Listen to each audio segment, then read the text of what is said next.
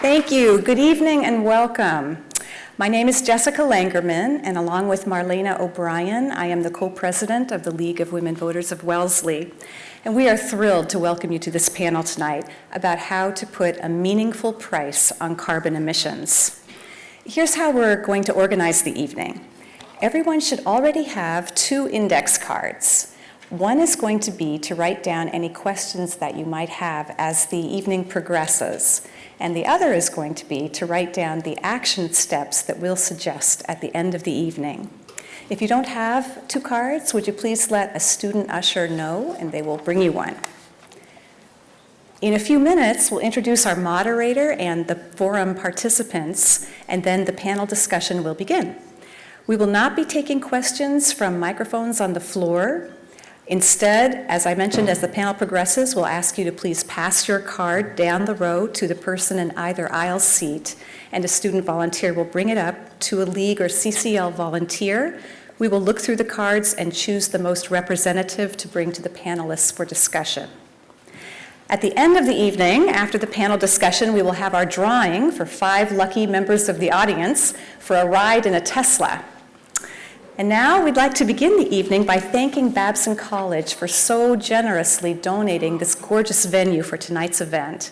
We'd also like to thank members of the Tesla Motor Club who brought their cars tonight. We're really grateful for your participation in helping to generate so much interest in tonight's event.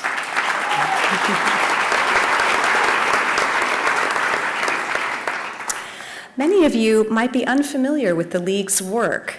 We are the original political empowerment organization for women, founded when women first received the vote back in 1920.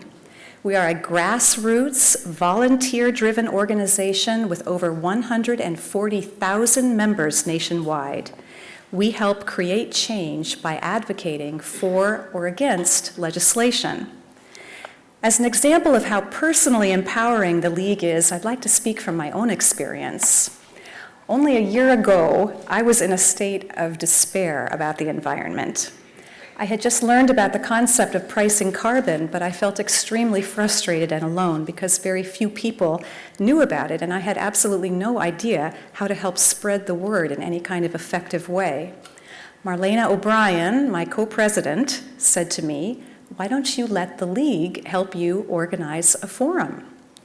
She and other women from the League taught me how to pull together an event like this. Without their experience and support, none of us would be sitting here tonight. This forum happened because I chose to take advantage of what the League has to offer people like me, people who are tired of feeling powerless and who want to make a difference. For their help, I'd particularly like to thank Lana Zamaro, Dee Ortner, Karen Price, and of course, Marlena. Now I'm going to ask you, what is your concern? Is it gun safety, voter rights, child protection? The League can help you advocate for your cause. We will teach you how to reach out to your representative or senator and how to organize on a community or a national level. And because of our sterling reputation for integrity and nonpartisanship, you will be met with respect and enthusiasm wherever you go when you say, "I'm with the League." Right now, the League is studying issues pertaining to food safety, such as the impact of GMOs and pesticides in our food supply.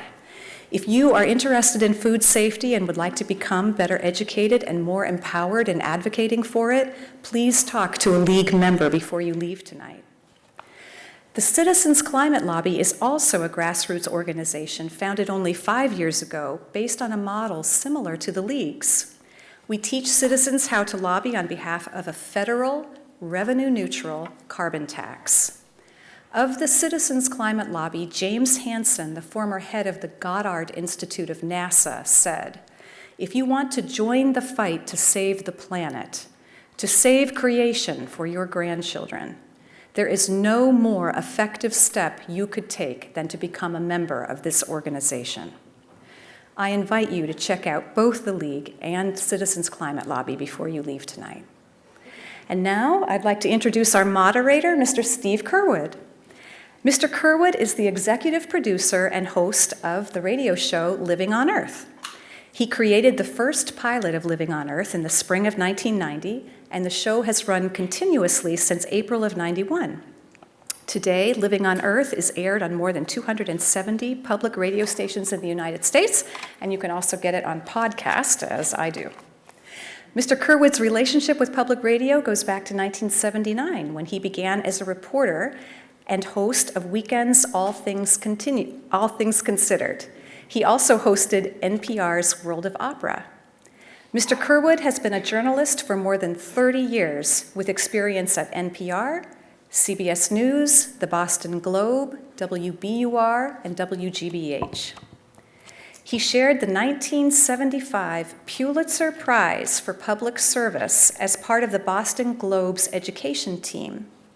Mr. Kerwood is also the recipient of the 2003 Global Green Award for Media Design, the 2003 David A. Brower Award from the Sierra Club for Excellence in Environmental Reporting, and the 1992 New England Environmental Leadership Award from Tufts University for his work on promoting environmental awareness.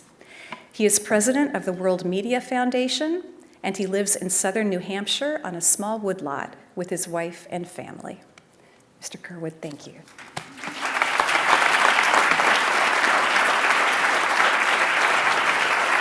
Well, thank you for that very generous introduction.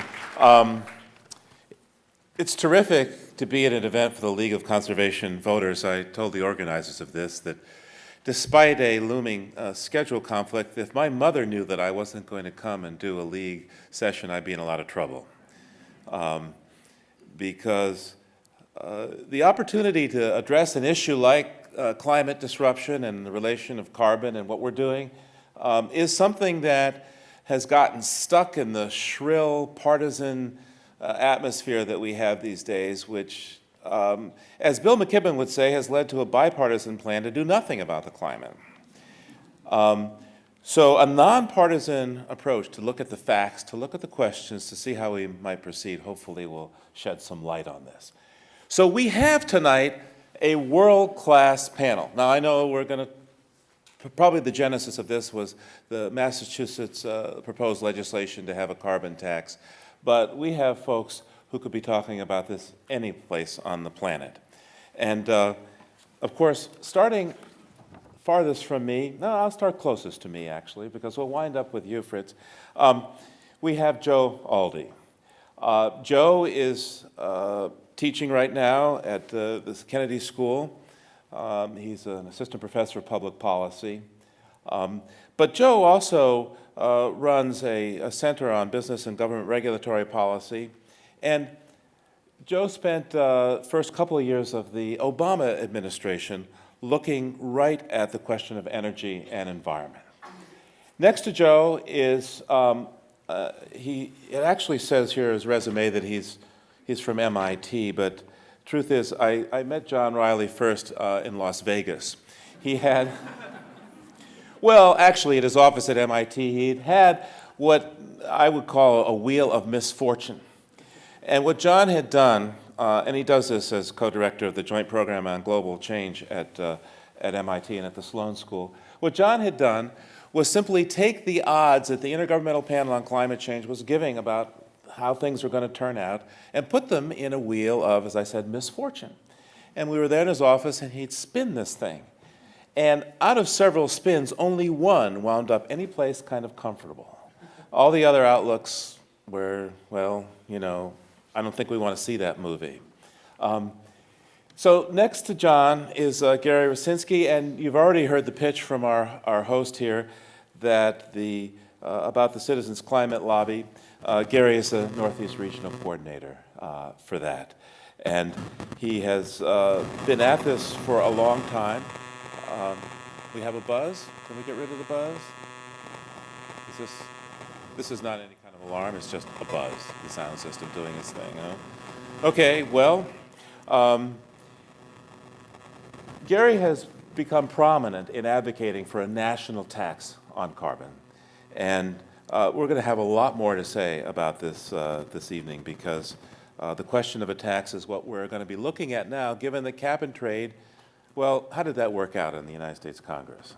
And here to tell us how that didn't work out is Theda Skocpol from Harvard. She is an historian of science. And in this case, you spent quite a bit of time, Theda, looking at how this all didn't work. Spoiler alert, she's likely to end up talking about what Gary is doing at the end of her presentation. And now, how many folks are here from Babson proper? Okay, so I don't need to introduce Fritz Fleischmann to you, right? You all had him he's a professor of English here, and but he's been having a lot of fun in the academic sense in this interdisciplinary humanities course on nature and the environment. So when you first come to Babson, if you take that course, you meet Professor Fleischmann. So Fritz, why don't we start with you on our panel tonight? Why do we need to have this conversation? Let me give you 3 reasons, 3 specific needs. The conversation about climate change is often psychologically debilitating. We need publicity, we need community, we need a public conversation around this issue. The second reason is that most people only have a foggy notion of what the policy options are. So specific information about proposals that are on the table in the legislature and proposal options is very needed. And finally, policy needs legs. How does it get those legs? In our political climate, what we need to do is build grassroots movements. We need to make sure that lots and lots of people know about what is going on and put their energies and their momentum behind this to make this happen, to give policy legs. Excellent. Now, let me just ask, how many folks here think that humans are a problem in terms of climate disruption? Okay. Any skeptics here in the crowd? Okay. So we won't take the time to go into the science of this. We won't talk about how we have 40% more carbon dioxide in the atmosphere than we did at the beginning of the industrial age. We won't talk about how that works as a blanket to heat things up. We won't talk about the fact that emissions are accelerating, of all silly things, since we have learned about this problem. We don't need to talk about that with you all because you know. And so the question is, how do we cap this? How do we put, how can we at least slow this process down, if not stop it altogether, in a time that would make sense for our present civilization? You know, people talk about saving the planet. Planet's going to be fine. You know, it's been here with all kinds of concentrations of CO2 over the paleo history. It's the human bit of the planet that's going to be in a lot of trouble if we roast ourselves out of existence. So just to make that point. And John Riley, tell us, we're here to talk about trying to put a lid on carbon and using markets. Just how does carbon pricing work? How does it have an impact? Okay, well, I mean, for economists, it's a really natural idea that we're going to kind of affect people's behavior by prices. But actually, when we look at many of the proposals of policies, or other people think, well, let's build some windmills, or let's kind of make our vehicles a little more efficient. And isn't that going to work? Well, we find that many of those policies aren't that effective. But a broad carbon price works by making those products and energy sources that are high in carbon, make everyone think twice when they go to fill up their pump, fill up their car, or companies think twice about when they burn coal, and try to find other ways. So it creates an efficient signal throughout the economy to reduce carbon where you can. And our experience with pricing sulfur dioxide proved that we oftentimes really, even our best estimates of where the reductions are going to come from are really wrong once we see the market start working. So when we try to direct things based on how we think it's going to work, we don't really take advantage of the innovation, the insights, the all across the economy. So that's really the notion. Let people who are on the front line see the relative price change and take the actions that make sense. And really, we talk about a carbon tax, and what we're trying to do from the economic standpoint is really make those fossil fuel costs reflect their full cost to society. So it's the full cost is mining the stuff, but then it's also the impact it's going to have on the planet. So really, it's not a tax in the conventional sense of just trying to raise revenue, but revenue is raised, but it's really trying to kind of make people realize what the full cost of using these carbon-based fuels are. Right. Thank you. And I've of already course- beat Harvard. And the notion of a carbon tax does step, rather right into the middle of the whole question of tax policy, because right now in this country we tax what we want people to do, which is you work, you have to pay a tax. So, I mean, if you look at the economic message there is you shouldn't work, right? And yet we don't want people to use too much carbon, but we don't have a tax. But Joe Aldi, tax is attractive, but it has its issues, I gather. Well, certainly there's the potential attractiveness that you noted, Steve, of thinking about a tax on carbon as an alternative to taxes on things we like that are good for the economy, whether it's a tax on labor or a tax on your investments. These are things that we'd like people to undertake more. We'd like people to supply more labor. We'd like people to make more investments to grow the economy. So there is certainly a potential attractiveness to being able to lower the rate on labor taxes and capital taxes if we can make up that revenue by taxing things we don't like, such as carbon pollution, as John noted. So I think there really is that kind of potential. Having said that, there's certainly going to be some who would benefit more from such a policy and others who would benefit less. And some of those may vary across the income distribution. There's certainly those who've expressed a concern that a tax on carbon pollution, because it's effectively raising the cost of fossil fuel energy, that actually makes some of the poor households worse off, because energy is a larger fraction of their expenditures. There's also a concern that in some parts of the country that rely more on carbon-intensive energy, such as coal, or in places where people drive a lot more, they'll bear a greater burden than in places that rely on cleaner sources of energy. So there's certainly these kinds of concerns that I think matter when we start to think about the politics of putting on a price on carbon. Having said that, there are certainly ways in which you can address those concerns.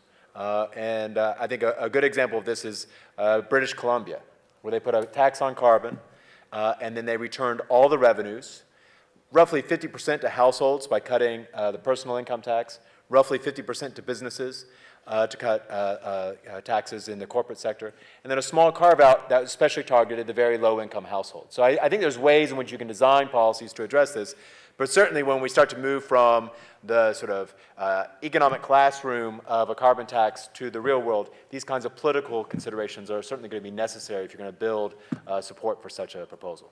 Oh, and Joe, you mentioned there's a special sweetener that BC used when it used its tax? So one thing that's interesting about how British Columbia implemented their tax, recognizing politically that people would start potentially to object when they were seeing higher prices at the gas station or more for the energy for heating or for electricity. The month before the program began, every household received a check from the government. That was their carbon dividend check. So it was a way to really reassure people, we're serious about returning the money back to you. Don't think that this is some kind of bait and switch where we're going to tell you we're going to cut taxes you don't like because we're raising a tax revenue through a carbon tax. We're really going to do it. We're really going to deliver. And this kind of assurance, I think, helped build public support for the policy in British Columbia. So we're talking about a tax because the efforts to have a cap-and-trade program in this country, we have one in California, but we don't have a national one, failed rather ignominiously after, more than $100 million spent on the campaign, I'm told. And so we're having this conversation because it didn't work, and Theda Skocpol has done a fair amount of research as to what happened in that political process. Right, I'm a political scientist, so I was curious about what happened when Congress deliberated in 2009 and 2010, right after Barack Obama came to office, a proposal to set up an emissions limit, collect revenues, and allow companies to trade permits. It was complicated, and that was part of the challenge. It was worked out over 5 or 6 years by a coalition of environmental groups in Washington and some big businesses who would be paying some of the cost of this new system because they were in the coal industry or the electricity generating industry. It passed the House of Representatives in a historic vote in June of 2009, but then it stalled in the Senate. That's a story we've heard many times, but this one was a little bit more dramatic because there were such high hopes for this moment.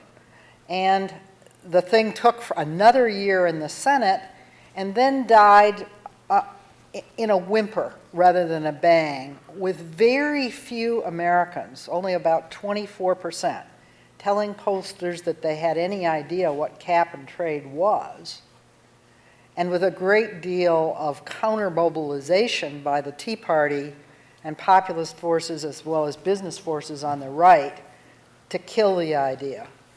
My research concluded that you can't deal with the challenge of capping carbon, raising the price of carbon energy, without a broad popular movement in which citizens understand what the challenge is, understand the policy options, and organizations that, like the League of Women Voters, as well as many environmental groups, reach right down into congressional districts and into all 50 states to keep Congresspeople's feet to the fire when the tough votes come.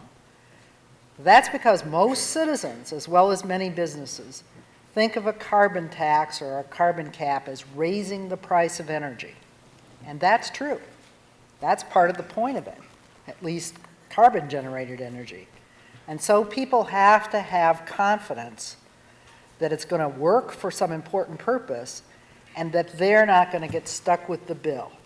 Particularly average American families that have experienced stagnating incomes for 4 decades. That's why I support the idea of a carbon tax, which is simple and straightforward, with dividend checks like those they sent early in British Columbia, sent every single year to every single American citizen. I think that you could have a broad movement around that, and it would have the effect of helping families at the low and the middle level of the income structure do better as the environment did better. So you're talking about reframing this from cap and tax, which is what the opponents were able to successfully label it, and call it cash back, huh? Cap and green dividends, I like it, but I like the idea of a check every fall. And then you can spend your check, you could spend it on weatherizing your house. You could contribute it to your citizens organization or church if you wanted, or you could just keep it. Okay. So I'm afraid that saving our civilization, Gary, has come down to you. Sometimes it feels that way. Yeah.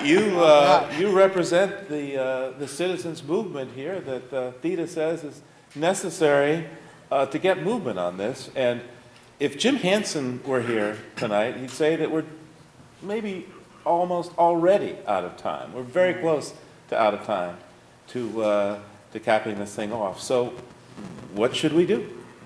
Well, I want to reference what Theda was talking about, particularly the question of citizen involvement. And our executive director, Mark Reynolds, often says that politicians don't create political will, they follow it. That's right. And so Citizens Climate Lobby is building the political will for a sustainable climate.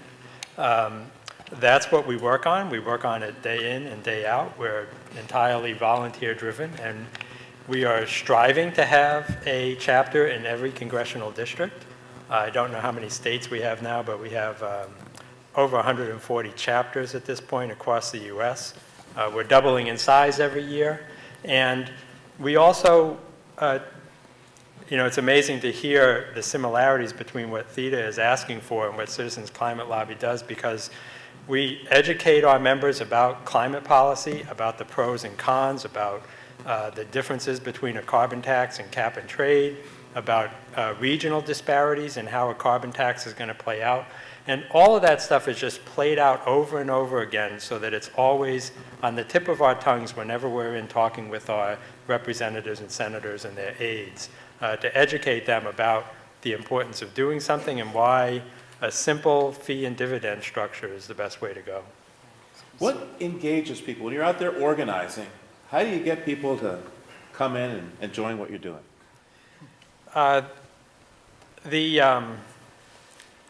There's a certain kind of person now that's heard enough about climate change that when I meet them, there's a certain element of panic in their eyes. And they're the best people to go to, I'll say that, because they already know that something needs to be done and they're looking for an outlet. They're looking for a constructive way to engage in this debate and move something forward.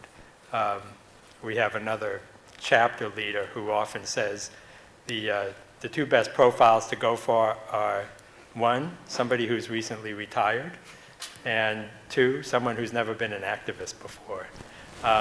So, you look, you talk, you find out what motivates people and what they're interested in, and you try to help them find their way to a role in the organization.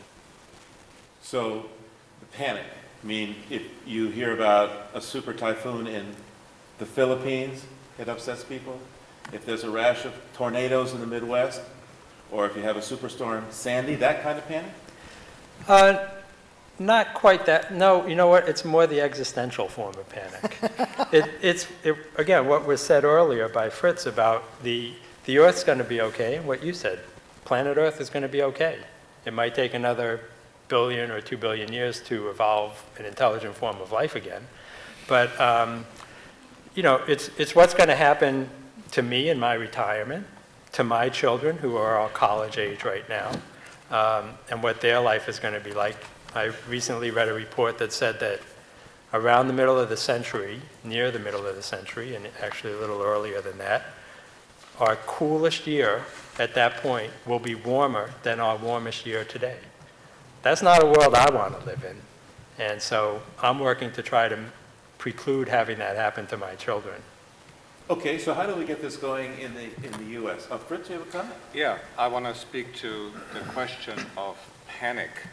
I find that simply talking about climate change is panic-inducing, which is why so many people turn away from it. I understand the deniers very well. My experience is that every time I have this conversation, whether it is with students or whether it is with people in my town, there is a great desire to know, first of all, and there's a great desire to know what to do about it. Let me just read a quick quote from a book that we've been using in class, Bill McKibben's Earth, which he spells with 2 A's, 2010. He wrote that, quote, global warming is no longer a philosophical threat, no longer a future threat, no longer a threat at all. It is our reality, unquote. That's why he spelled it with a double A, to point out that the old Earth we were born into is no longer the world we live in. So if you get to the point of understanding this, especially if you are a very young person, a first-year student at Babson, the question immediately arises, what can we do about that? That's why grassroots movements, that's why publicity is so essential, to put people in community, give them a sense that there are other people out there thinking about this, and it's something maybe possible to be done about it. John? Yeah, I just wanted to pick up on a couple of remarks that Joe and Theta made. I think Joe was emphasizing that the technical details of how you structure this matters, and then Theta as well on this kind of crucial issue of how it affects people at different income levels. And I think that is one of the biggest problems we face and one of the most difficult ones, both across the world and across the country. And I don't know, maybe as a political observer, you might comment on this, but, it seems that this kind of the growing disparity in income, where the middle class is kind of falling behind and wealthier are getting wealthier, is really leading to some of the political stagnation or inability of political system to deal with this. And so we're playing on fears of people who are struggling with their income, and then talking about raising energy costs, and it just is a negative sort of thing. But in the long run, it's oddly even not in their interest, because if we have climate change and it has severe effects, I'm sure that those of us sitting at the table will be able to afford food. That, the poor family that's trying to put food on the table and seeing food prices rise, the climate is changing, are the ones that are going to suffer. So it's really an odd political mix that we're really seeming to motivate voters on some of these things to work against or someone's motivating them to work against their interest. And, I appreciate the League of Women Voters attempt to be bipartisan, and it's kind of interesting. You talk to former Republican congressmen, and they're kind of say we need to do something. But now we've kind of twisted the political system, so it looks like this is Republicans are against it and Democrats are for, but I don't think that's really true. I think we do have to look for these bipartisan solutions, and the tax thing is one that might do it. But interesting you bring this point up, John, and here's a political question for you all. I think it's fair to say that there is this horrible partisan gridlock at the federal level in this country, right?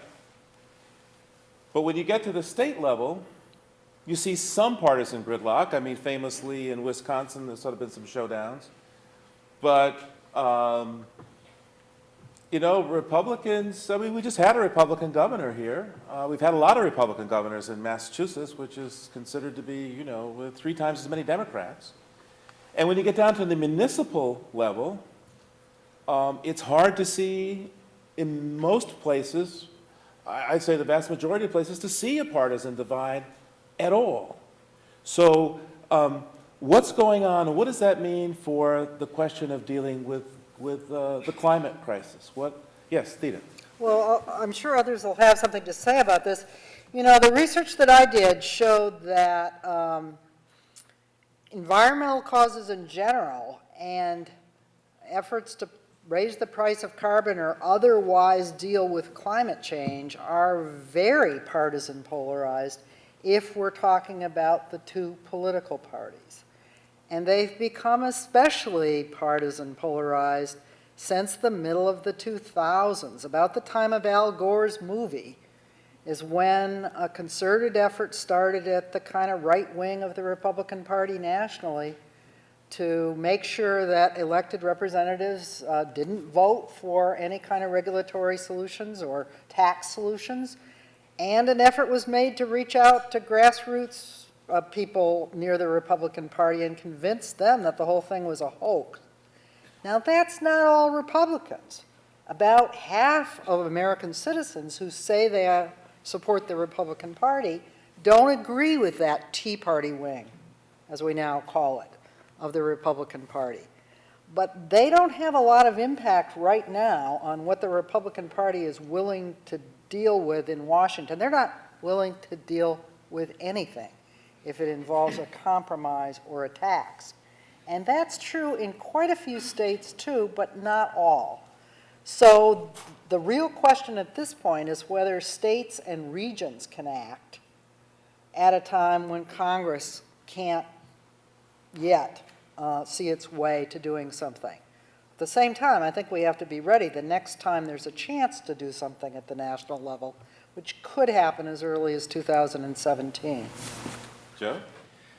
Steve, you're right. I mean, we saw in California that the 2006 law that created their cap-and-trade program, Governor Schwarzenegger was a real champion of that. Governor Pataki of New York was a champion of a regional initiative to deal with power plant emissions of greenhouse gases here in the Northeast. And if you go back just 5 years to the 2008 campaign, there wasn't a lot of debate on climate change in that campaign because the positions of the 2 major party candidates were virtually identical. Senator McCain's position on climate change was for a cap-and-trade program with the same targets for 2020 that Senator Obama back then was proposing. You had, in 2007 and 2008, 5 or 6 Republicans in the Senate had co-sponsored legislation that would put a cap on greenhouse gas emissions. I think we certainly have seen the politics at the national level change, where by 2010, there weren't any Republicans that wanted to engage in a meaningful way on cap-and-trade legislation.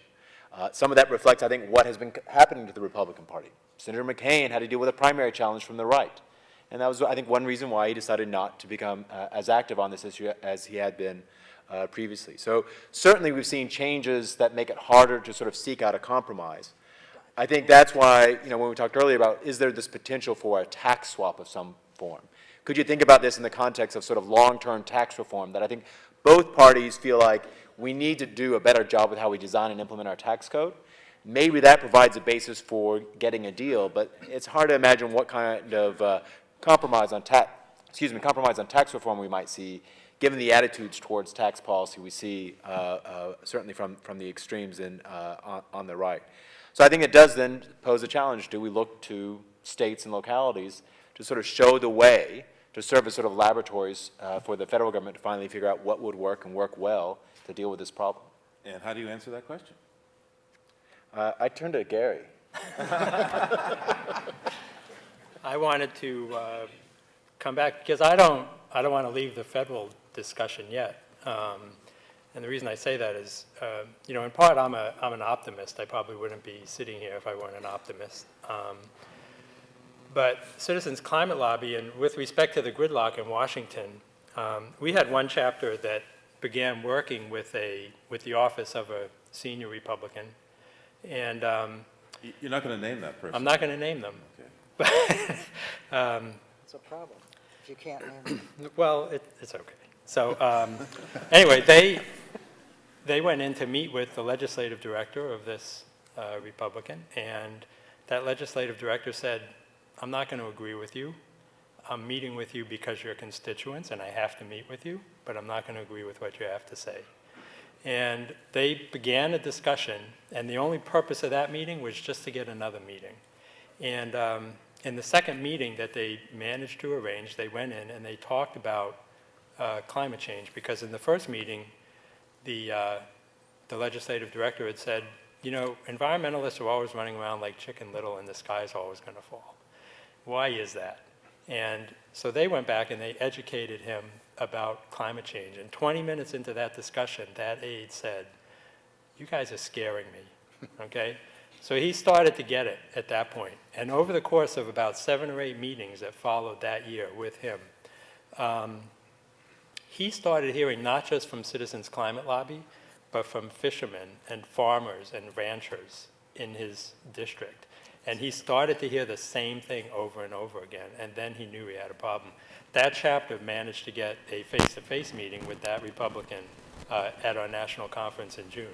So it's that type of work, going in again and again and again, and having a respectful conversation, and basically kind of healing the fabric of American democracy and connecting constituents to offices is one thing that I think is going to help us build the political will that we need.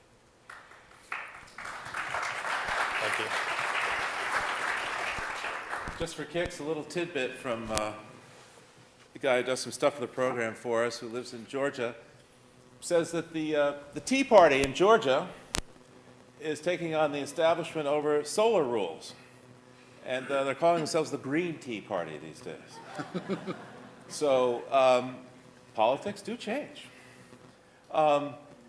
We want to stay on the national side. We want to talk about the proposed state tax here. More comments on the national side? One advantage of doing things at the state level, I would say, is that it will inspire businesses that have to operate on a national and international scale to put pressure on Congress to act nationally. It's partly a question of modeling things for the rest of the country, but I think we should be realistic. It's also going to take pressure. And 2 kinds of pressure really matter, from businesses on both parties and from constituency groups in the individual districts of congressmen and women and senators. That's what they listen to when push comes to shove.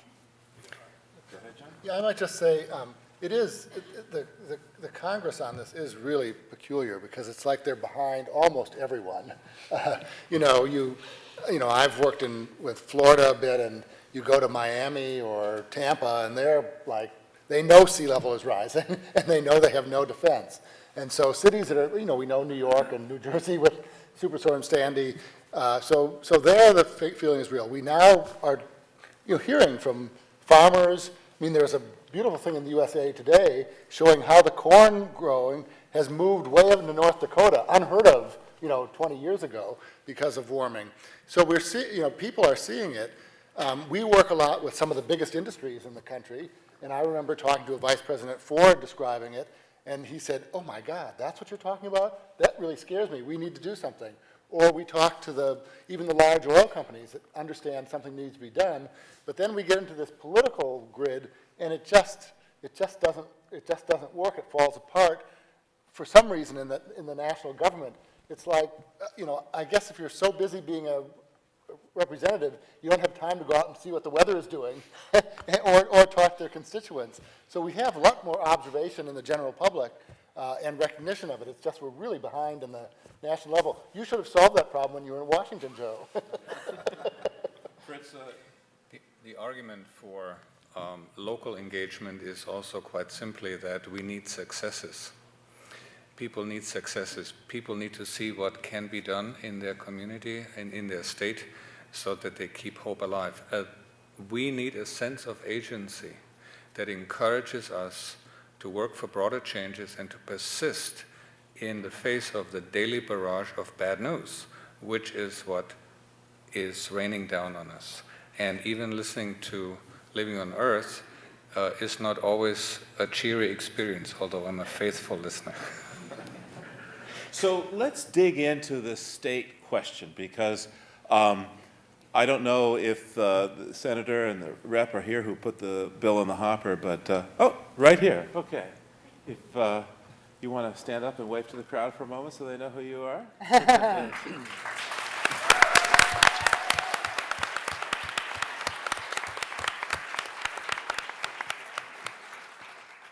So let's talk about it. A carbon tax for Massachusetts.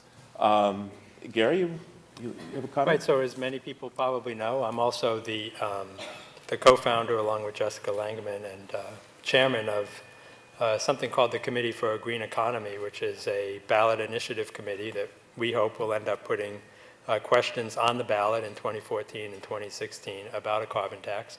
One of the first things we did was commission a study by a very reputable econometrics firm, and we asked them the question, not could you reduce emissions or could you drive emissions to a certain level, but rather, could you improve the economy by implementing a carbon tax?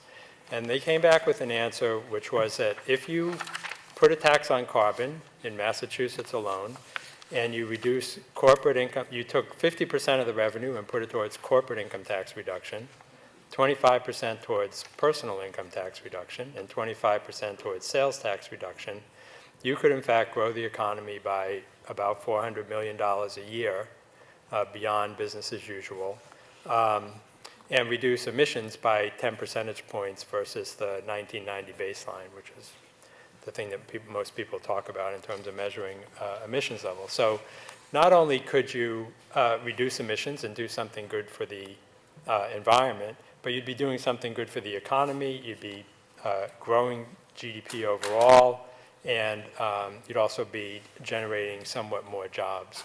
So that was a starting point. We're not done with those types of studies and trying to figure out where we want to go with the ballot initiative, but it seemed like, at least what my intuition is, which is that if you raise the cost of fossil fuels, then not only are you going to have people making decisions about maybe not driving as far, maybe insulating their home, but you're going to encourage a lot of investors and entrepreneurs and businesses generally to jump into this new market, to this new energy market profile, and look for opportunities to make money. And they're going to bring a lot of money off of the sidelines and start bringing innovations to market that we can't even imagine now. I think John was mentioning earlier that we're very bad at predicting how markets and businesses and product development are going to respond ahead of time. But if we could raise the cost of fossil fuels, I'm sure we're going to find a lot of innovation that, again, none of us could imagine today sitting here. So, first of all, let's continue with your theme of optimism. Maybe an initiative petition isn't required. These gentlemen are going to get the bills through, right? And then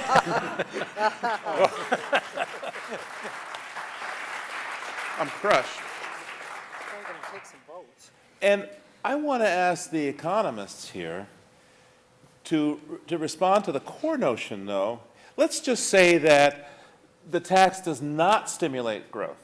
Let's just say we're talking about something that's essentially revenue neutral. We're talking about something which is specifically going to put a disincentive in the economy to use carbon-intensive fuel, okay? And whether or not you get a peace dividend or a carbon dividend, whatever you want to call it from it, maybe you do, maybe you don't. But at the core, does this make sense? And what are the pluses and minuses working in the state environment? I'll just tee off this part of the discussion by noting that not so long ago we talked to the BC Minister of the Environment about this, and frankly she was kind of nervous that BC was getting isolated as the carbon tax is going up there. She was glad that there's a deal to bring California and Oregon and Washington together as a group there. She was really thrilled that this deal has been struck because she was concerned that she was going to start to lose some business over the border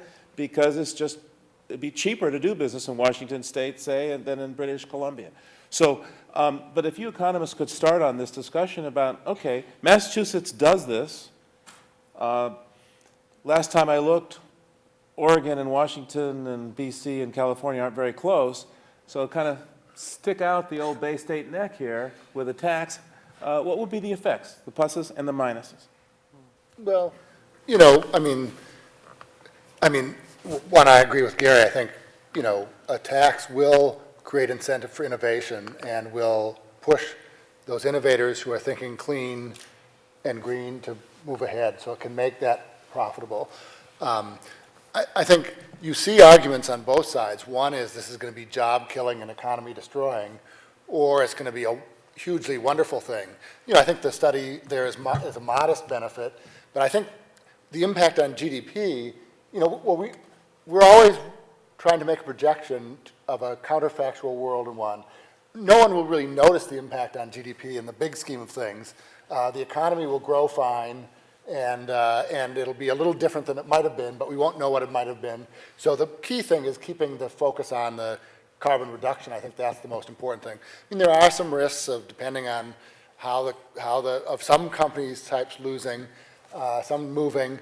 We do have the leakage problem, which worries us with less than comprehensive taxing. Those carbon polluters get up and move out of the state. We may get other industry that replaces it, so it's not an economic loss, but then it really doesn't have the benefit because the emission happens somewhere else and we import the goods that were made with that. So there are some leakage issues. You really have to, but we try to do it with international negotiations where everyone does it at the same time, and that's never going to happen. So we have to start somewhere. So you really have to see it as getting the ball rolling, I think. Joe? Yeah, I'd agree with John that the key thing here is demonstrating some leadership and hopefully having people follow you soon thereafter. I think the concern in the BC is they now have a tax that's $30 a ton. That's pretty meaningful. If you were to have $30 a ton here in the U.S., you'd be paying about a quarter more for a gallon of gasoline. So it's a pretty meaningful tax they have there, and they're looking to Ottawa and not seeing much happening at the national level in Canada. You do have some other provinces that are trying to take some actions to deal with this issue. Interestingly, Alberta, the big oil producer, does have a carbon charge in their economy. Quebec is moving forward with cap and trade and actually trying to integrate their system with California. But I think the key thing is, as John noted, when we think about the environmental impact, is that if we're not thoughtful about the design of the policy, there is this concern. And it may not just be you move a factory somewhere else. It may be I'll just import a little bit more electricity from somewhere else. And it may be a little bit more carbon intensive, and it undermines the environmental benefits of reducing emissions here in the state. So this is something that California has tried to grapple with in the design of their cap-and-trade program, since they're a big importer of electricity, and they don't want there to be gaming of the system. So it looks like California is cleaner, but it makes all the neighboring states look dirtier.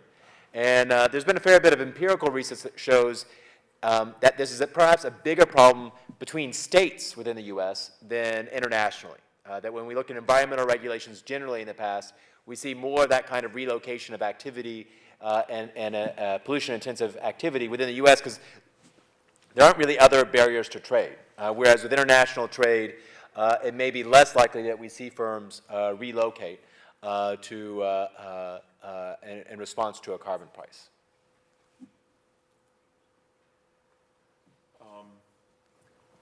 Just a reminder that it's, fill out some of these cards, folks, and get them collected so we can get the discussion. I've been given all the details of our representatives here. So I'm going to reintroduce them again. We have Senator Mike Barrett. Mike?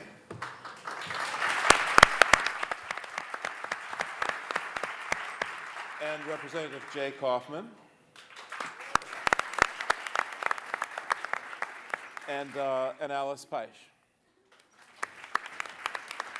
Here? Yes, where? Can you stand, Alice, for a moment? Oh, over there. Okay, there she is. Great, thanks.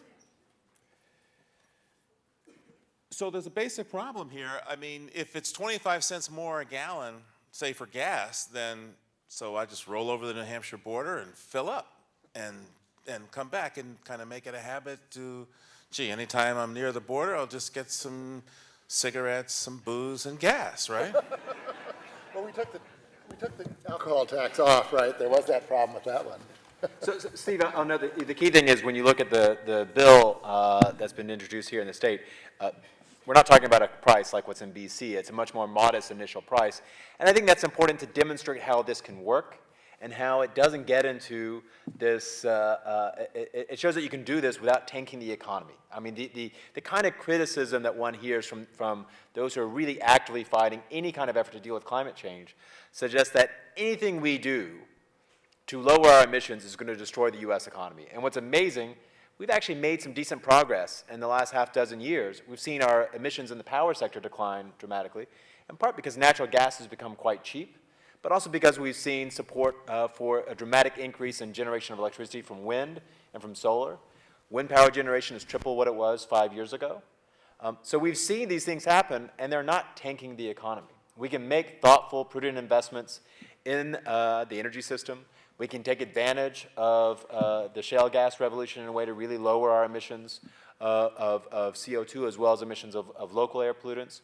So, basically what a carbon tax is trying to do is say, wait, we're going to take advantage of the lessons we've learned from the experience with energy price changes in the past and do so in a way that directs people towards innovation that is going to still deliver the energy we need to drive our cars, heat our homes, et cetera, but in a way that's better for the planet.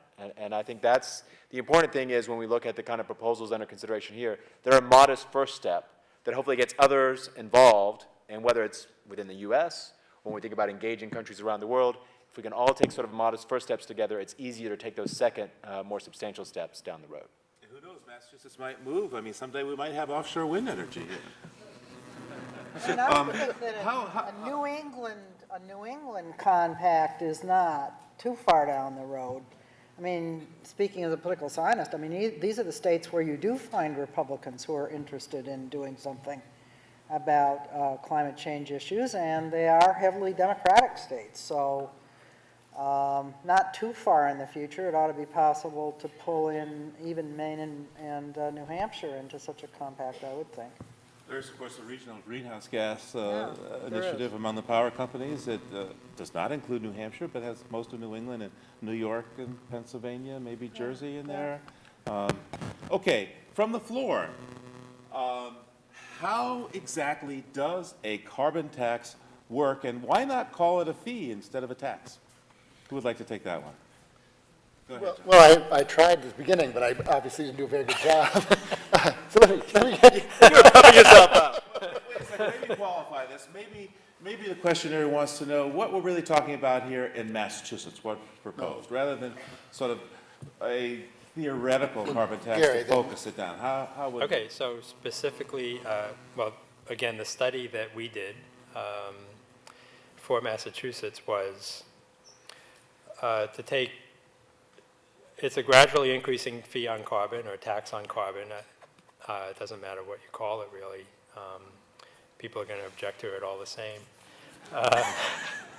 In any event, the study said start it at $5 a ton. Now, $5 a ton is kind of back at the wholesale level where companies are purchasing fuel oil or gasoline or natural gas and then redistributing it at the retail level and having to build that $5 a ton of carbon dioxide, potential carbon dioxide emissions that will occur when the fuels are burned. So it started at $5 a ton in the first year and raised at $10 a ton every year thereafter for 4 years until you're up to $45 a ton, was actually the optimal price on carbon in terms of growing the economy. You might have thought that maybe if you did $5 and stuck it there, or 15 or 25, but it turned out that $45 a ton, and we just didn't have money to fund additional runs of the model to see whether the benefit to the economy kept going up and up. But in any event, so 4 years out, you're at $45 a ton, and that money that, again, got charged at the wholesale level that is basically a sales tax, if you will, where the fuel is being sold into the economy, the money's going to the Department of Revenue, the Department of Revenue is turning it around and using it to cut, as I said, the corporate income tax, personal income tax, and the sales tax. And so all those rates are coming down as the revenue from the fossil fuel tax goes up. Meanwhile, all of the price increases are built into retail costs, and consumers are experiencing that. And then they're experiencing that, and then again, those rising prices are motivating investors and entrepreneurs to go off and find ways to help consumers and businesses avoid those increases in costs. And that's where you get the innovation occurring in the free market. Joe? Yeah, I would note that carbon dioxide pollution is a little different than conventional air pollutants. When we talk about putting a carbon tax that would affect transportation fuels, we really mean, as Gary noted, we're putting the tax on the fuel, we're putting the fee on the fuel. I, of course, in my naive youth, wrote a paper about a carbon fee, thinking using a different three-letter word would help some 6 years ago, but it's fairly transparent, as Gary noted.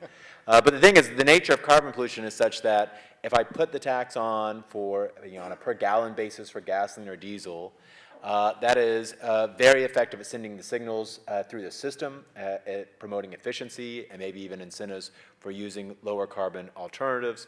But it's also important to recognize we don't need to have a monitor on the end of every tailpipe. We don't have to have the monitor at the end of every fireplace or the end of every boiler. We just need to know how much fuel is moving through the system.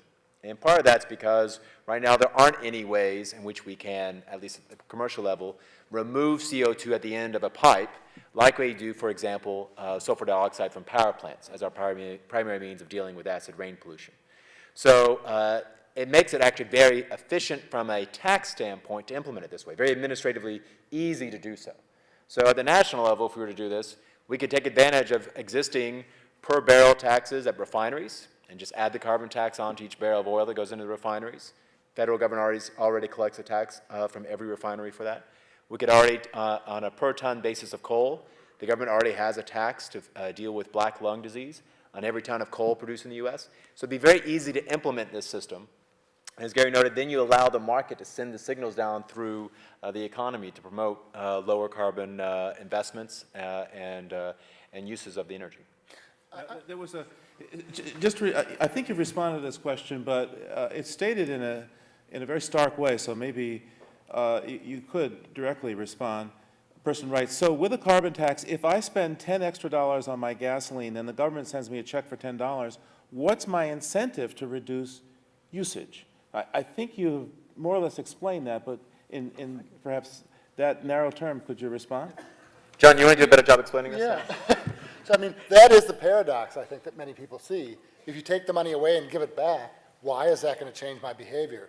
You take the money, we raise the price of fuel, we give the money back, and then you go, well, gee whiz, I could keep more of that money if I didn't just buy the same amount of fuel, if instead I drove a little differently or bought a more fuel-efficient car. So it is that sort of changing, you get the money back, so you're no worse off in that sense, but then you make different choices. You buy less fuel because you drive differently, or you insulate your home or heat your home differently. Yeah, I think it's a way of pulling everybody into the process of making some innovative choices. That's particularly why I think a dividend approach at the national level makes sense, because if I could just speak as a political scientist to add something to the economic analysis, Americans in general are extremely distrustful of complicated, opaque legislation, especially if it generates revenue that's used in complicated, opaque ways by politicians that they don't trust. We're a little better off here in Massachusetts. I think we've got a better chance of doing something that has a bit of complication in it, as I understand this, the carbon tax with the various allocations to tax cuts would do. But at the national level, the simpler it can be and the more convincing it is that people are going to get back, actually at the lower income levels, they would get back more than they would spend, which I think is fair. And not only is it fair, it's essential to build a broad coalition that goes beyond Berkeley, California, and Cambridge, Lexington, and Wellesley, Massachusetts. Well, Peter, there's a question here that speaks right to that. It says, are you in favor of a redistribution of wealth, yes or no, the person asks, and if no, how can you be in favor of a carbon tax? So you understand how this debate might get framed. All government action redistributes wealth. I mean, a sales tax that we've all been living with for a long time redistributes wealth. Our system of paying for health care involves tax breaks for the wealthiest among us for our health care. So I don't think it's a question of whether we're for or against redistribution. It's a question of what we want to move the resources from and who and what purposes we want to move it to. Steve, could I the Remy study actually indicates very clearly that this is not a redistributive proposal, in contradiction to what you just said. In fact, to the earlier question, what is the point of paying $10 more at the pump and getting $10 back? The answer to that is that it makes the social cost of carbon pollution visible to begin with and gets people into the system, as you said. But this carbon tax is actually a very, very gentle approach to the problem, can only be one of many approaches to the problem of climate change. Former Representative Bob Inglis, Republican of South Carolina, launched the Energy and Enterprise Initiative to, quote, promote conservative solutions to global warming. He calls a carbon tax the free enterprise solution to global warming. The reason I'm even interested in this approach is that it does lower emissions, but it can be only one of many approaches to the problem as far as I'm concerned. By the way, are there any other reasons for a carbon tax besides climate disruption? Well, health. There are health reasons. Yes. In fact, those are pretty concrete. Burning coal is not good for the human beings that are anywhere near around it. And that's true of other carbon fuels as well, to a lesser extent. I would say on that, the fact that we're failing to do anything about carbon pollution is yielding a rather skewed distribution of the benefits. I mean, if you mine coal, or if you own a coal company, you've been getting a free ride. You've been producing a good that imposes significant cost, both in terms of climate change, but in terms of public health, respiratory problems, hospital admissions, premature mortality. So I think there's certainly these benefits beyond just climate when we think about putting a price on carbon. Theda noted the health element. It could help actually address congestion. That is something that when we think about the amount of time people waste sitting in traffic, that putting a price on carbon may help provide at least a little modest improvement in dealing with congestion. And I think it's something, too, that's important when we think about what we do here in Massachusetts, what we do here in the United States, can also serve as an example for what other countries can do. And when you look around the world, it's not just that countries are failing to put a price on carbon. A lot of them are subsidizing their fuels and keeping them well below competitive market prices that cause them to consume too much of fossil fuels. So being able to demonstrate how we can use the market in a way can help reduce carbon pollution, can reduce local pollution problems, certainly can deliver fiscal benefits, as we talked about the ways you can use it to reduce taxes on labor and capital. So I think there's a lot of benefits here. But certainly, having said that, John and I can convince each other this is a great thing. But there's certainly, when one engages in the political arena, a lot of questions and uncertainties that I think people have. Certainly, when you look at the current state of the economy and the kind of situations a lot of Americans are facing. Joe, I know that you've talked a lot about subsidies. Are you aware of any Massachusetts subsidies for carbon that ought to come under the microscope here? I'm not aware of any, and I think one thing that is interesting when you look at what Massachusetts does through some of its energy policies, that may be another way we sort of think about the use of revenues. Through our renewables policy in the power sector, we do raise some monies that fund investments in clean energy. And so when I think about the potential uses of a carbon tax, we've been talking pretty much about how you can return the monies to the people. I think it makes sense to keep a small slice. It may be for a national program, only a couple of percent. It doesn't need to be a lot of the money, but a small slice for investment in energy research and development. And that R&D can help complement the kind of private sector incentives for innovation to make sure that we've got the kind of sort of basic research and the sort of foundational research so we can get the next generation of commercial technologies that will have very low emission impacts. John? Yeah. So the question on distribution, I mean, it's possible to construct a revenue recycle that is distributionally neutral. So there's no reason why it necessarily has to transfer income from the wealthy to the poor. That's a construction that I think many of us think makes sense here, but it isn't necessary. I got concerned about this because in a lot of the cap and trade proposals, people talked about giving the allowances away to industry. Yeah. And that would have been a huge giveaway of money that would have been reflected in equity prices. And so that would have largely went to shareholders of those companies. So that would have been taking money from the poor who were paying energy costs and giving it to the relatively wealthy who owned more of the capital. So I think we want to be concerned about the distributional impacts of this. We can do it in different ways. I think there's some benefit I think there is some motivation. I'm with Theta on this idea that we want to try and help, make it not a big cost for the poor and maybe even a benefit for them. But the amount of redistribution we're talking with this is really quite small relative to incomes. We're not talking about taking, giving hundreds of thousands of dollars to, it's not 10 or 15,000. If we had a carbon tax of $20 or $30, the amount of check that would go to each household would be on the order of $2,000 to $3,000. So that's meaningful for lower income people, but it's not kind of making the rich poor and the poor rich.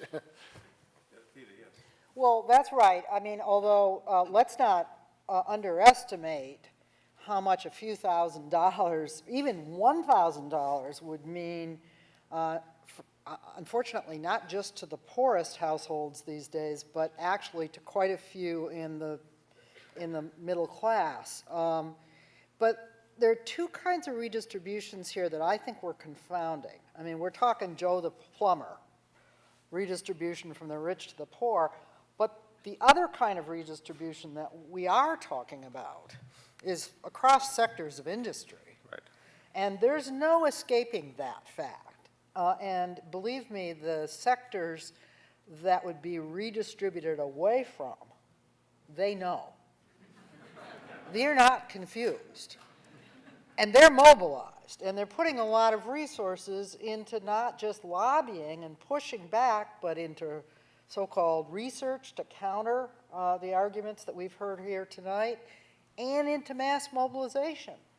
it is a political battle, it will be a political battle, and that's why people have to understand the stakes. There have to be lots of citizens-based organizations involved, and there has to be a sense on the part of the wide citizenry, either in a state or a region or nationally, that they are going to gain something in terms of freedom of choice and perhaps even net income out of the transition. So in mentioning the sectors that are going to take a hit on this, someone posed a question really about jobs as well. I mean, in Massachusetts, the Remy report talks about gains, but what are the possible losses in jobs? And similarly, nationwide, what would be, especially the short-term impact of a serious carbon tax on folks in the coal and oil, and if you get to $45 a ton, even the natural gas industry? So, I think one of the reasons for trying to kind of phase this in gradually is it gives time to adjust. So if we phase in, over time, then those industries will slowly grow slower and then maybe contract a bit. So we're not laying people off in the short run, we're just growing slower, and then we're developing the industry in the other areas, developing other industries and other jobs. So we don't see this from a macroeconomic standpoint as an employment issue as much of a kind of a signal to transfer other things. So we don't want to do it. I think if we did it very abruptly, then it might be an issue. I think it's tough, but in this period of where we have relative unemployment, I think, and there is lots of cash sitting around in companies because they don't know what to do. Actually, giving some people direction of what they might do with it might actually spur investment a bit in the short run and be almost better because it kind of would get consumption going, which we kind of need. So I think that might actually, in the current economy situation, kind of getting people moving and investing. And one of the things we hear from a lot of industry is we know something's coming, but we don't know what it is. And so we're not investing because we're just holding back, waiting to see what will happen. So if we brought a little resolution to this thing, I think it could be a benefit. I mean, it's hard to see that in our economic models oftentimes, but I think it could be a bit of benefit in the short run. So we want a gradual move, and then I think it's not an employment issue. It's just redirecting the economy. But you're talking about engaging voters here, and the vast majority of folks who vote, when they hear the word that money is going to go for investors, they think it's for the fat cats. That it's not going to trickle down to them, or many are skeptical of this. So how can you engage people in an investment theme if they can't fill their lunch bucket almost immediately with that? I think, well. So, it's not that we're giving money to investors. Investors already have the money. They're looking for a signal, right? And a carbon tax would be that kind of signal. As John mentioned, a lot of companies know something's going to happen. They already work with internal social costs of carbon in their business plan because they're anticipating that something's going to happen, and they want to make sure calculations they're doing for 10 or 20 years out actually make sense, assuming that the price of carbon eventually materializes and it floats to what they think the value is going to be. The other point that Theda was making about, the opposition to doing this, obviously coming from the fossil fuel industry. Citizens Climate Lobby did some research because we're interested in reaching out to everybody, and we wanted to reach out to the fossil fuel companies. And we did some research on their websites, and we found out that, in fact, they have made investments in renewable energy. But eventually, they pulled those investments back. Why? Because they couldn't compete with fossil fuels. So fossil fuel companies are actually very well positioned to benefit from a clean energy future.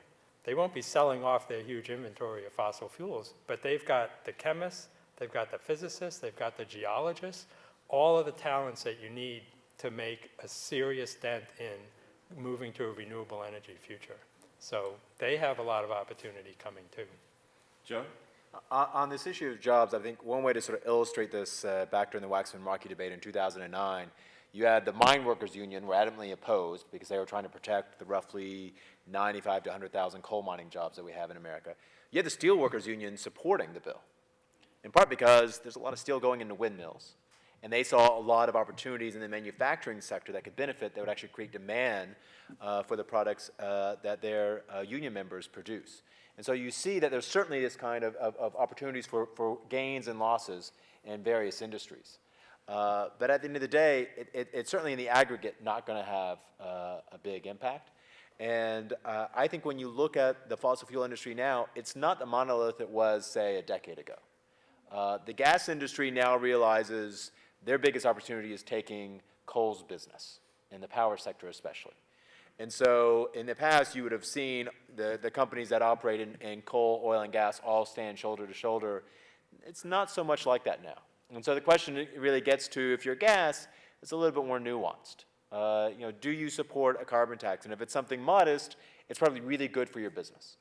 If it's a really high carbon tax, it's probably bad for your business, because it's now, a low carbon tax means you really will dominate coal, but a high carbon tax means the zero carbon resources, the renewables, potentially nuclear, will start to dominate you. And so I think it's a little bit more nuanced now where gas plays in this. And I think there's just sort of waiting out to see what happens to coal, in part because we have these other environmental regulations that are coming down the line that will affect coal. And I think the gas guys feel like we can sit here, we don't have to advocate for anything, and we're going to continue to see our market share increase as coal bears higher regulatory cost. Thea.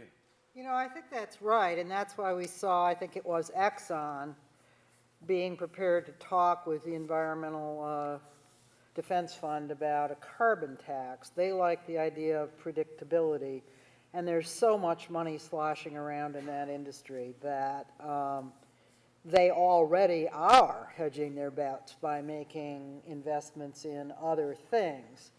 I would point to natural gas as a huge bridge here. The coal industry is a goner in all of this, and everybody kind of knows it.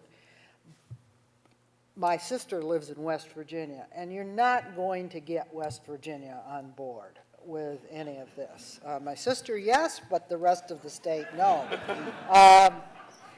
The thing is, the Massachusetts economy is one that has industries that will benefit from green transition.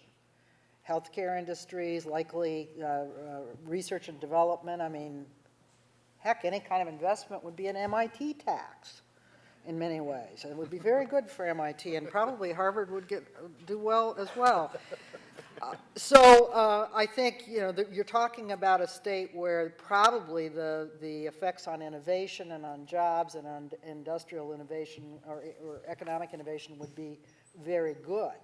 On the other hand, that's not the whole country. So I think there's a difference between what might be possible in Massachusetts and what might be possible more generally. Go ahead, John. Yeah, I think we do need to think about how we deal with those regions of the country like West Virginia or coal mining that are very dependent on that. I think that is important because there could be disproportionately, look, I mean, there's not a good record on this, but job retraining and other sorts of things. I mean, I think, well, John, wouldn't it be relatively cheap if there are 100,000 miners in West Virginia and we gave each of them $10,000 a year until they recover? I mean, that would cost us what? I do the math, is that $10 million a year? I mean, isn't that peanuts compared to the cost of the health effects of burning coal, let alone what's going on in the climate? I mean, after all, miners for generations gave their lives and their future so that we could have these lights on. These aren't, some sort of robber barons. These are people who really, by the sweat of their brow and the blood that they shed down there, made America what it is today. So shouldn't we be willing to compensate these folks in this transition to say, hey, we needed you then, baby, but now we're moving on, but we're going to take care of you? Yeah, I think we should in some way. I think it's a really tough issue when you look at, not that I've done it, but if I think about being a coal miner, I can't think of anything I'd almost pay money to get out of it if I could, just because it is, it's good, it's honorable work. I mean, we have to respect people, but it is dirty and risky and sort of thing. So in some sense, helping people get out of it could almost be a better life for them. But I think we do have to kind of, think about how we help people do that. And I think, on the one hand, I think when you are a hard worker and you're honorable work and you think it's honorable work, you don't want to just take a check. You'd like to work for it in some level. So I think it is an issue of, yes, I think we should support them at, $50,000 a year, and that would still be a deal. But I think there is the issue that people do want to work for their living, and so they don't want to feel that their skills are worthless. So I think kind of thinking about them and then thinking about how, their children move on to something else is important. And let's remember that a lot of the sort of political campaign around this about, oh, you're going to kill jobs, comes from the people who aren't actually doing the jobs. They're the owners of capital. They're the ones who are going to take the big hit here. So here's a conceptual question for you folks. Here's a conceptual question for you. The anti-tobacco campaign was a dual-pronged attack using a combination of taxes and public awareness, including the fact that secondhand smoke was going after children who didn't have a choice. What lessons can we learn from the successes and failures of that campaign as we look to kick our addiction to fossil fuels? Well, I'd say, it took about 50 years to get from recognizing that cigarettes were dangerous to kind of getting to where we are. So we may be doing almost as well with carbon. I think these things just take a long time, But I think that education, Gary's group that is trying to get out and educate people, I think is just the right thing to do. We have to get through that. It's very frustrating in today's news environment where, because the internet access is there, people go to get news that seems to reflect their own views. So if you don't believe in climate change, you go to news sites or quasi-news sites that tell you it's a hoax. And so it's very hard to penetrate that. So I think we do need to get out on this grassroots thing. I think part of this gets to what Fritz brought up earlier, too, about what people can do. Because, the thing with smoking, a lot of the effort has been to try to prevent teenagers from taking up smoking in the first place. We all emit CO2 in our everyday activities. And so it gets to this question of, well, what can we do? How can we actually make a difference in our everyday lives? And I think that's the thing where I think it's a little bit different than tobacco, because it really causes us to think about doing things that may become inconvenient as opposed to, oh, maybe I'll never take it up, or maybe there's a way so I can sort of get off of this altogether. It's really hard to imagine how any person in the United States can completely get off of fossil fuels in their consumption and their everyday activities. Well, it's one thing to say, I'm not going to smoke. That's pretty easy for an individual to do, and then they don't have to worry about it except for secondhand effects or whatever it is. But, today in the United States, we enjoy a really rich lifestyle, and it's very carbon intensive. And I think one of the things I like to emphasize is that the reason, I'm not asking anybody actually to change their lifestyle. I think that we can have exactly the same and better lifestyles than we have today if we do this transition to a green economy. But I think we just haven't unleashed the power of the free market to address it. And when we do, we're going to see, another, unfortunate to call it this, internet bubble, but this time it'll be in energy. It's going to take a lot of investment from the private sector to displace these incumbents that have been in place for the last 100 years, and it's going to take 30 or 40 years to do it. And to me, that's a really exciting period. I wish I were 20 years younger and able to take advantage of that. But I think it could be a very exciting time, and that's the opportunity that I see. Professor Scotch? One of the things that makes this a little different than the tobacco case is, although there are health issues here, this is primarily a question of transforming our economy and our patterns of living.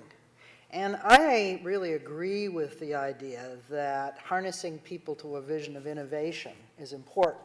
That's why I like a carbon tax a lot better than that cap and trade thing, which involved a lot of payoffs to polluting industries. I think a carbon tax, especially if the revenues are used in a correct way to stimulate demand and new investment, can actually unleash new businesses and new and empower consumers in new ways. But I do want to stress that probably the popular issue generally is not an issue of jobs. It is in a place like West Virginia. But the really crucial places are states that have had a lot of electricity generated by coal-fired plants. And there, it's very easy for the opponents of all of this to convince ordinary, everyday people that they're going to be slapped with a lot higher taxes to run their vehicles and to heat their homes and small businesses.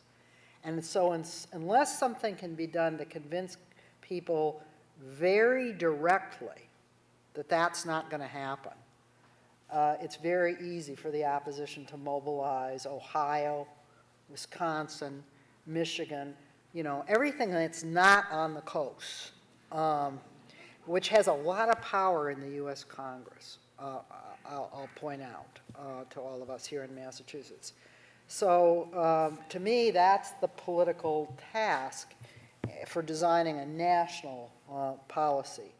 And I want to make one final quick point. Most of the most effective opposition, in my opinion, comes from ideological forces. I think that's what the Tea Party is. I don't think it's simply a front for the fossil fuel industry. If it were, you could bargain with parts of it, or divide and conquer, which is what politics is about. But the Tea Party is actually a combination of grassroots forces and billionaire ideologues who are dead set against the kinds of changes in the relationship between government and the economy that are needed to make this transition move along. We have come to that time of the evening where we need to wrap things up. So I want to invite each of you to make, I think I've already said you know, what I your have to say. observations for the evening, a closing remark if you like. And I'll do this on a voluntary basis. Who'd like to go first? All right, Fritz? I'll start. I think a carbon tax is a really, really important tool. I hope it will succeed in many states and nationally, but I want to point out that it is one of many tools that we need to use to address this issue. The German sociologist Max Weber famously said that politics was the slow boring of thick and hard boards, and I think that's certainly true. I think we need to advance on many fronts. As an educator, I believe that, following on what you just said, Peter, it's about consciousness raising, it's about fighting ideology, it's about getting people real information and enabling them to act. So I think we have a big task ahead of us. Thank you. Next? All right, no volunteers. No. John, go ahead. Well, I was reflecting on the fact that when we opened this up, it was asked how many people believed in climate change, and it was a real thing, and everyone raised their hands. And one of the problems, we go around and do these talks, and that's the audience we always see. And so I think the challenge is to kind of get, for people to get to some of the people that wouldn't come to this, and try to, and get out and educate them and talk to them. So it's great that you're all here, but I think as you indicated earlier on, this education process is really important because we have to get the rest of people to understand the problem. Gary? So I'll just say, you know, it's really great that you came out tonight. I really appreciate seeing such a large audience to hear about, you know, what I feel is a very important topic. And, you know, I've been, I don't know, harping a little bit on the need for people to, you know, get engaged and come back into the democratic process and talk with their congressman. And I ask that when you leave tonight, if you would think about getting involved. I know everybody's busy, okay? And if you had told me 3 years ago, if somebody from Citizens Climate Lobby had walked up to me and said, hey, Gary, how would you like to found a chapter in Boston and then become the Northeast Regional Coordinator and then also on the side become the chairman of a ballot initiative committee? I would have said, you know, you're out of your mind. There's no way I can do all of that.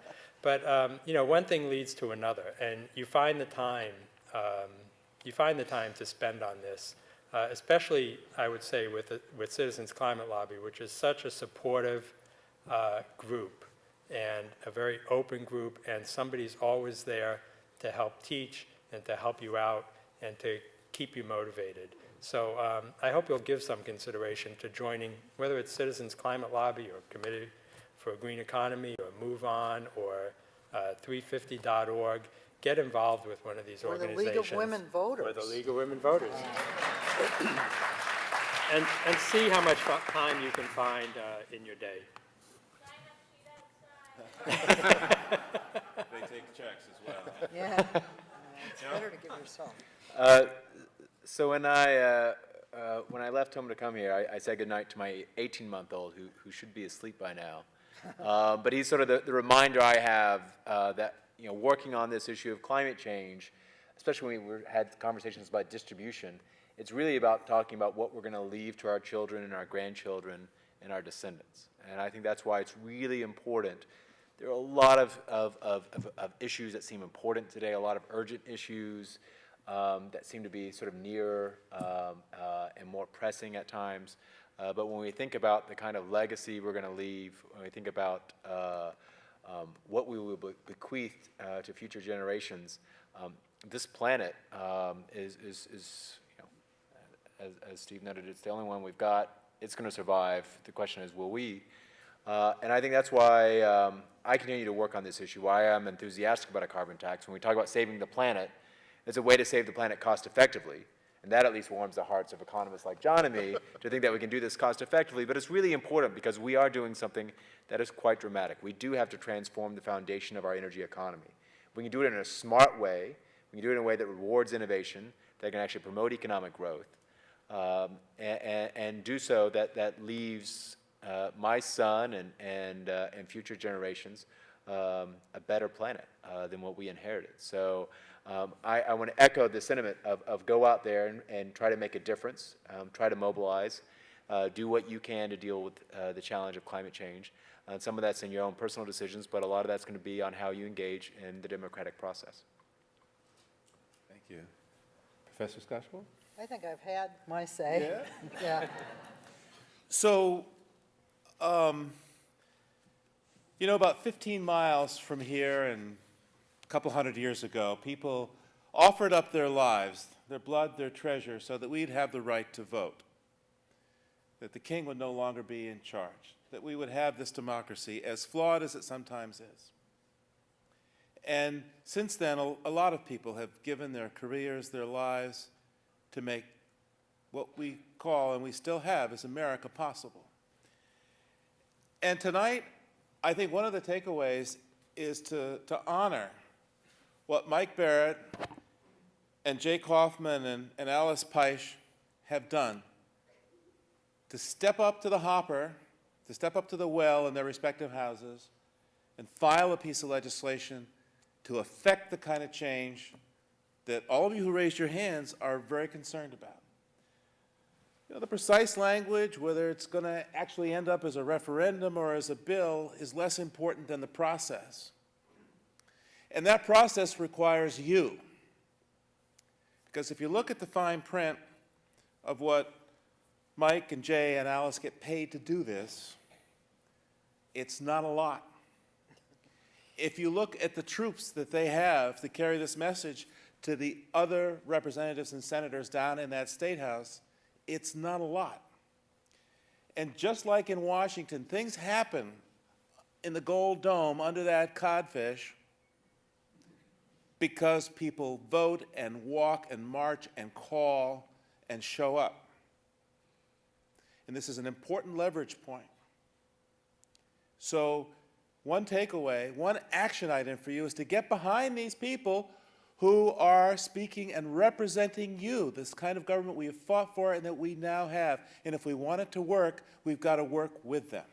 Representative Tom Conroy as well, Steve. He's actually one of the lead House sponsors. Representative Tom Conroy as well, okay?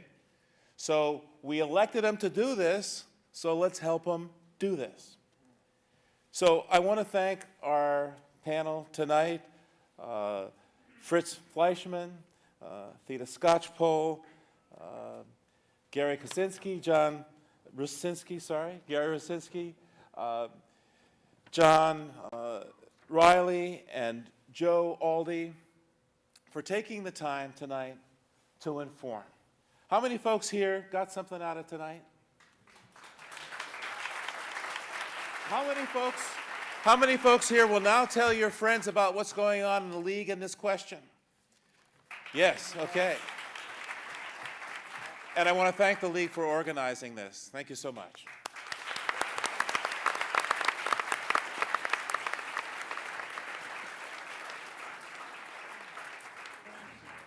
Thank you, and I ask you please to remain seated as we still have the Tesla drawing to do and a few other remarks that I would like to make. Mr. Kerwood stole my thunder as tonight I intend to introduce to you the three legislators that are here tonight and to explain how exactly you can support them. All right, first though, I know we've got that's quite all right. First, though, I know we have a lot of students in the audience, and so I'm going to throw you an easy ball, a low ball. How many of you, all of you in the audience, are registered to vote? Raise your hands. Okay, pretty good. How many of you know the name of your state representative or senator? Well, I shouldn't be surprised in this crowd. But now here's a much harder question. Does your state senator or representative know your name? Ah, that's really wonderful. Okay, very good. All right. I was going to say, do you think they know the Koch brothers' name? Because there's really no excuse. If you think that your voice doesn't matter, that is complete rubbish. Exactly as Mr. Kerwood said, we all have what our ancestors conferred upon us, many of them at the expense of their lives, and that is the vote. I assure you, your legislators want to hear from you, but you have to care enough to reach out to them. So tonight, I'd like to give you the opportunity to meet three of the legislators that are here. We have Representative Alice Peisch from Wellesley. We have Senator Mike Barrett, and we have Representative Jay Kaufman, both of Lexington. Gentlemen, would you please stand? All right. Very good. And Rosie Hunter, Joshua Bassachus, Sean Fitzgerald, and Sam Anderson, would you also stand? Rosie, Josh, Sean, if he's here. Sean, are you here? Sean is not here. And Sam are all invaluable legislative aides. Along with Representative Tom Conroy of Sudbury, who couldn't be here tonight, unfortunately, of Wayland, thank you. Senator Barrett has submitted legislation for a state carbon tax. It is H. 2532, called An Act Relative to Shifting from Carbon Emissions to Transportation Investment. I've made copies of the bill, and they're on the Citizens Climate Lobby table outside. That legislation now sits in the Revenue Committee, which Representative Kaufman chairs. The League and the Citizens Climate Lobby would like to recognize these gentlemen for their work on this bill. We are grateful.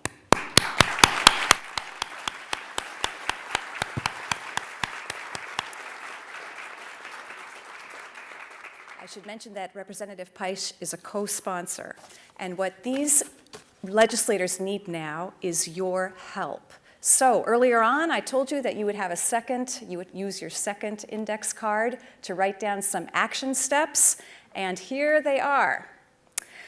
Do you belong to a civic organization, a church, a synagogue, or a mosque? Do you belong to a student organization?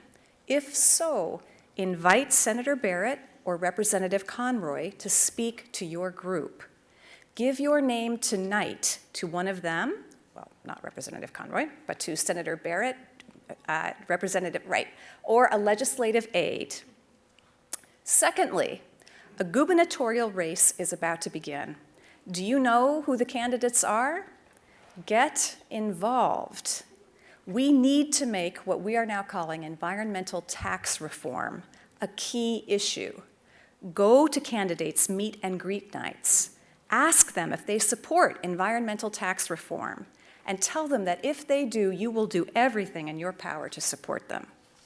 And finally, I do ask you to consider, please, joining the League or Citizens Climate Lobby. Let us add our voice, our weight, our experience, our contacts, our reputation to yours. Together, we really can accomplish great things. All right, at this point in the evening, I would like to call out our youngest honorary members of the League and of Citizens Climate Lobby to please deliver some gifts to our panelists. John and Lydia, would you come out, please? All right, very good. Very good. Would you please go and deliver these to our friends? Oops. Oh my gosh, it's a Tesla.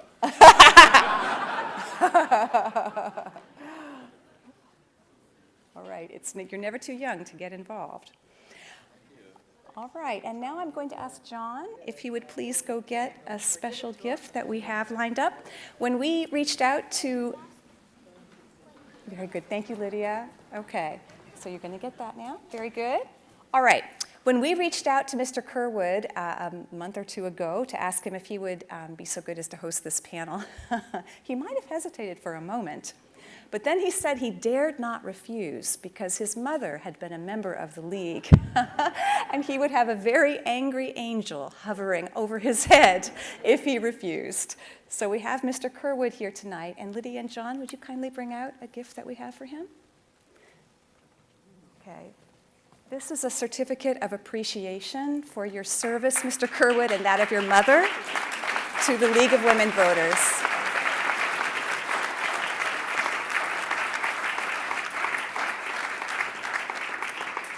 Thank you very much. All right, and now for the moment we've all been waiting for. I feel a little bit like Dorothy and the Wizard of Oz with this basket. John and Lydia, one more time I'm going to call you out. All right, they're going to choose. Why don't you each choose one? I'll read out the numbers, and then if you are one of the lucky winners, I think what I'm going to recommend, since it's such a cold evening tonight, is just to go out into the lobby, maybe by the doors, and meet up with the members of the Tesla Motor Club. All right, here we go. Our first winner for tonight, everyone got their ticket ready, is 430476. 430476. I don't know if that person's here. All right, John, number 2? Should we actually All right. pull out a different one? I don't know. Is that person here? Okay, if not, we're going to put that aside. Then we'll choose another. All right, we have 430592. 430592, not here. Oh, they're going to regret this. Okay, 430478. We have a winner? Okay, we've got one winner. Fantastic. All right. Wait, who? I'm not sure. Okay, hand up the next one. Okay, here we go. 430564. Woohoo! Okay, winner number 2, John. All right. 430647. No? Okay, John. Wait, no, Mom, so we have to pick another one. A different one then. I did. Okay, well, we'll keep going. All right, 430486. All right. Okay, we've got 3 winners, 2 more to go. 430672. All right. And the last winner, here we go, 430365. Aha! All right then. All right, everyone, that's it for this evening. Thank you for attending. Remember your action steps, and we'll see you at the State House. Thank you. Thank you. All right.